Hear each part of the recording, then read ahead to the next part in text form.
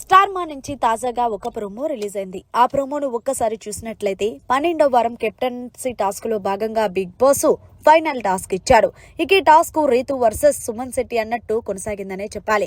ఇక ఈ టాస్క్ కి సంచాలకుగా తనుజ వ్యవహరించింది.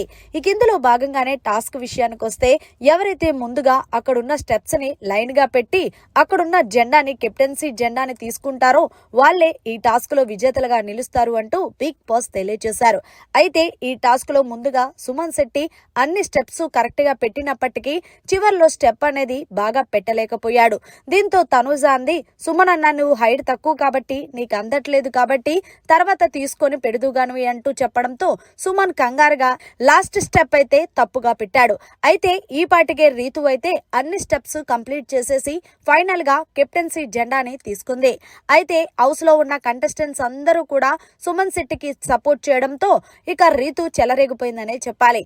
అన్ని స్టెప్స్ కరెక్ట్ గా పెట్టిన నన్ను ఎందుకు కెప్టెన్ గా చెయ్యట్లేదు, ఒకటన్నా తప్పు పెట్టినప్పుడు అది తప్పే కదా అంటూ సంచలనంగా వ్యవహరించిన తనుజాని నిలదీసింది రీతు. అయితే రీతుకి డెమోన్ పవన్ తప్ప ఎవరూ సపోర్ట్ చేయలేదు.